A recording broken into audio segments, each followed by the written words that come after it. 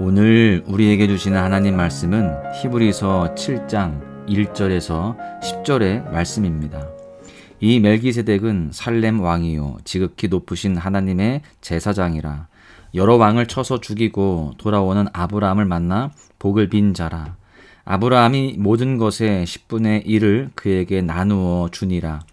그 이름을 해석하면 먼저는 의의 왕이요 그 다음은 살렘 왕이니 곧 평강의 왕이요 아버지도 없고 어머니도 없고 족보도 없고 시작한 날도 없고 생명의 끝도 없어 하나님의 아들과 닮아서 항상 제사장으로 있느니라. 이 사람이 얼마나 높은가를 생각해보라. 조상 아브라함도 노략물 중 10분의 1을 그에게 주었느니라. 레위의 아들들 가운데 제사장의 직분을 받은 자들은 율법을 따라 아브라함의 허리에서 난 자라도 자기 형제인 백성에게서 10분의 1을 취하라는 명령을 받았으나 레위 족보에 들지 아니한 멜기세덱은 아브라함에게서 10분의 1을 취하고 약속을 받은 그를 위하여 복을 빌었나니 논란의 여지 없이 낮은 자가 높은 자에게서 축복을 받느니라. 또 여기는 죽을 자들이 10분의 1을 받으나 저기는 산다고 증거를 얻은 자가 받았느니라. 또한 10분의 1을 받는 레위도 아브라함으로 말미암아 10분의 1을 바쳤다고 할 수 있나니 이는 멜기세덱이 아브라함을 만날 때에 레위는 이미 자기 조상의 허리에 있었음이라. 아멘. 오늘 본문은 예수님을 구약의 멜기세덱이라는 인물과 연결해서 설명하고 있습니다. 멜기세덱에 빗대어서 예수님의 위대하심과 높으심을 설명하는 것이죠. 그럼 멜기세덱은 누구입니까? 창세기 14장에서 아브라함이 전쟁에서 승리하고 돌아오는 길에 만난 왕이요 제사장입니다. 히브리서는 이 멜기세덱을 예수님을 예표하는 인물로 설명하고 있습니다. 예표, 즉 예언 따위를 미리 보여주는 대상이라는 것이죠. 즉 멜기세덱이 예수님이라는 것이 아니라 멜기세덱이 가진 특징이 예수님이 어떤 분이신지를 보여주고 있다라는 말인 것입니다. 그렇다면 예수님은 대체 어떤 분이신지 오늘 본문의 말씀을 통해서 세 가지 측면에서 살펴보도록 하겠습니다. 첫 번째는요, 예수님은 그 누구보다 높으신 분이시다라고 하는 겁니다. 예수님은 세상의 모든 만물과 모든 사람보다 높으신 분이십니다. 본문은 이 높으심을 11조를 통해서 설명해 주고 있습니다. 본문 2절의 말씀을 보십시오. 아브라함이 모든 것의 10분의 1을 그에게 나누어 주니라. 그 이름을 해석하면 먼저는 의의 왕이요 그 다음은 살렘 왕이니 곧 평강의 왕이요. 아브라함이 살렘 왕 멜기세덱에게 자신의 10분의 1을 드렸습니다. 이스라엘 백성에게 있어서 아브라함은 믿음의 조상이죠. 하나님께 선택받은 자이고 하나님과 동행한 사람입니다. 그런 아브라함조차 멜기세덱에게 11조를 바쳤습니다. 11조가 무엇입니까? 단순히 내 수익의 10%를 드리는 행위가 아닙니다. 당시 11조는 중요한 의미를 가지고 있었는데 상대방의 권위를 인정하는 행동이었습니다. 즉 아브라함은 멜기세덱에게 11조를 드림으로써 멜기세덱이 자신보다 더 높은 사람임을 인정한 것입니다. 그런데 이스라엘 백성에게 11조를 받는 또 다른 대상이 있었습니다. 바로 제사장이죠. 본문 5절을 보십시오. 레위의 아들들 가운데 제사장의 직분을 받은 자들은 율법을 따라 아브라함의 허리에서 난 자라도 자기 형제인 백성에게서 10분의 1을 취하라는 명령을 받았으나 이스라엘 백성이 가나안 땅에 들어갔을 때 레위 지파는 땅을 분배받지 않았습니다. 그들은 대신 하나님의 성전을 섬기면서 이스라엘 백성들이 바친 11조를 통해서 생계를 유지했죠. 즉 제사장이 백성들의 11조를 받는 대상이었던 것입니다. 제사장은 그만큼 중요한 위치였고 존경받는 자리였습니다. 그러나 그 거룩한 직분인 제사장조차 멜기세덱의 권위와 비교할 수 없습니다. 레위인도 결국 아브라함의 후손일 뿐입니다. 레위 제사장은 아브라함보다 낮은 자이기에 아브라함이 11조를 드렸던 멜기세덱과 비교할 수 없는 것입니다. 즉 예수님은 제사장보다도 훨씬 높으심임을 알려주고 있는 것입니다. 여러분, 이렇게 높으신 하나님의 아들 예수 그리스도께서 나를 위해 십자가에 달려 죽으셨습니다. 그 높고 높은 보좌에서 내려와 나를 위해 죽으시고 내 죄를 속량하셨습니다. 그렇다면 나는 예수님의 그 높으심을 얼마나 찬양하고 있습니까?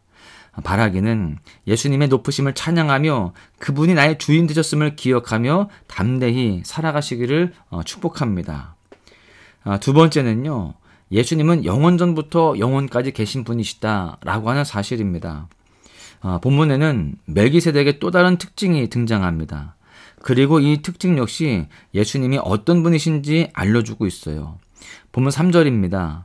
아버지도 없고 어머니도 없고 족보도 없고 시작한 날도 없고 생명의 끝도 없어 하나님의 아들과 닮아서 항상 제사장으로 있느니라. 멜기세덱은 살렘의 왕이자 제사장이지만 그에 대해 알려진 정보는 거의 없습니다. 그래서 멜기세덱의 부모가 누구인지 족보가 어떻게 되는지 전혀 알 수 없죠. 이러한 멜기세덱의 특징은 예수님이 어떤 분이신지를 예표합니다. 예수님은 부모도 족보도 없는 영원 그 이전부터 계신 분이시기 때문입니다.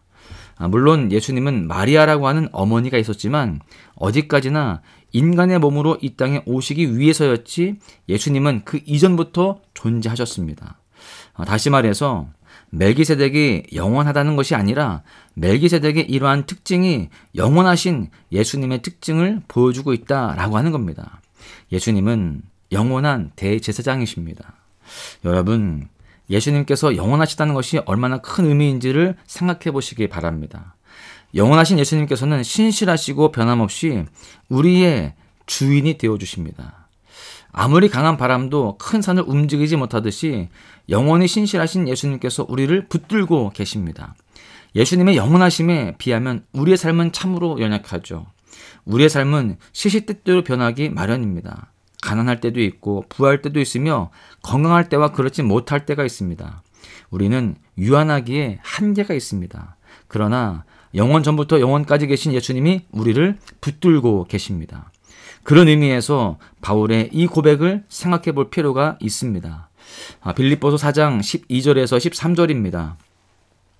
나는 비천에 처할 줄도 알고 풍부에 처할 줄도 알아 모든 일 곧 배부름과 배고픔과 풍부와 궁핍에도 처할 줄 아는 일체의 비결을 배웠노라.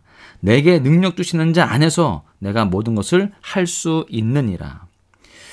바울이 이 빌립보서를 기록할 때 그는 로마 감옥에 갇힌 상태였습니다. 그러나 바울은 영원하신 예수 그리스도께서 주시는 능력으로 철저히 무장되어 있었습니다. 내게 능력 주시는 자 안에서 내가 모든 것을 할 수 있느니라. 여러분, 바라기는 우리 모두도 시시각각 변하는 우리의 상황과 감정이 아니라 영원하신 예수 그리스도의 능력으로 무장될 수 있기를 간절히 축복합니다. 마지막으로 예수님은 영원에 살아계신 우리의 왕이시다라고 하는 것입니다.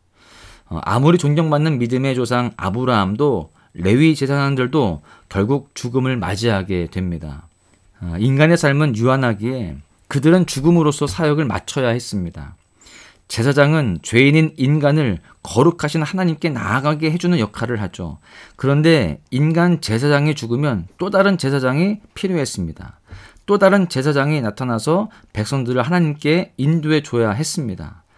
그러나 우리의 왕이신 예수님은 십자가에 죽으셨으나 사흘 만에 다시 부활하셨죠. 그리고 지금도 영원한 하나님의 나라에서 우리를 통치하고 계십니다. 그러한 고백이 8절의 고백입니다. 또 여기는 죽을 자들이 10분의 1을 받으나 저기는 산다고 증거를 얻은 자가 받았느니라. 레위 제사장이나 아브라함이나 모두 죽을 자들입니다. 그러나 영원히 살아계신 예수님은 우리의 11조를 기쁨으로 받으시는 만왕의 왕이십니다. 여러분, 이 땅의 역사를 돌아보면 왕이 바뀔 때마다 수많은 피바람이 불었습니다. 또 불의한 왕, 배덕한 왕들이 끊임없이 등장해서 백성들을 괴롭혔죠. 그러나 우리의 왕이신 예수님은 영원하십니다. 그분의 통치는 결코 변하지 않으며 우리를 향한 사랑도 변치 않으십니다. 요한복음 13장 1절에 보십시오. 유월절 전에 예수께서 자기가 세상을 떠나 아버지께로 돌아가실 때가 이른 줄 아시고 세상에 있는 자기 사람들을 사랑하시되 끝까지 사랑하시니라. 예수님은 십자가에 달리실 때가 다가왔음에도 자기 제자들을 끝까지 사랑하셨습니다. 이제는 그 예수님께서 부활하사 하늘 보좌에서 영원토록 우리를 사랑으로 다스리십니다. 우리의 왕이신 예수님은 영원히 다스리시는 사랑의 왕이세요.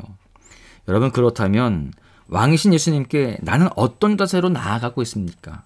마땅한 찬양과 경배를 올려드리고 있습니까? 바라기는요, 그 통치 안에 넉넉히 거하시기를 축복합니다. 그리고 합당한 경배를 올려드리시기를 간절히 축복합니다. 말씀을 정리하겠습니다. 여러분, 오늘 우리는 말씀을 통해서 예수님의 위대하심과 영원하심, 그리고 그분이 만왕의 왕으로서 영원히 다스리시는 분임에 대해서 함께 묵상하였습니다. 우리는 슈퍼히어로와 같은 존재를 동경하지만 그들은 허구에 불과하죠. 이스라엘 백성들을 위해서 제사를 집례하던 제사장들도 결국 죽어서 사라졌습니다. 오직 예수님만이 실존하시며 우리를 구원하시고 영원히 살아계신 참된 구원자이십니다.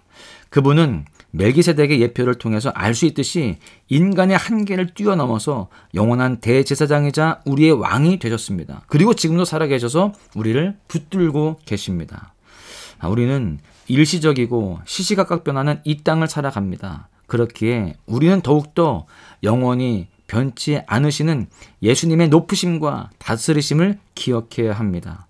예수님은 우리의 상황과 감정에 상관없이 마땅히 찬양받으실 만한 만유의 주가 되십니다. 그러한 예수님께 합당한 찬양을 올려드리시기를 축복합니다. 사랑하는 소망가족 여러분, 예수님께서 오늘도 우리에게 하루를 허락하셨습니다. 이 하루가 영원한 제사장이요 왕이신 예수님과 동행하는 하루가 되시기를 축복합니다. 저와 여러분이 매일매일 우리의 일상의 한 걸음 한 걸음을 주님과 발맞추어 나아갈 수 있기를 주님의 이름으로 간절히 축원합니다. 주의 보좌로 나아갑니다. 주의 얼굴을 바라봅니다. 두 손을 들고 겸비함으로 하나 되어 주께 나아갑니다. 주의 은혜에 목마릅니다. 주의 음성을 사모합니다. 두려워 말라 평안하라 강건하라 강건하라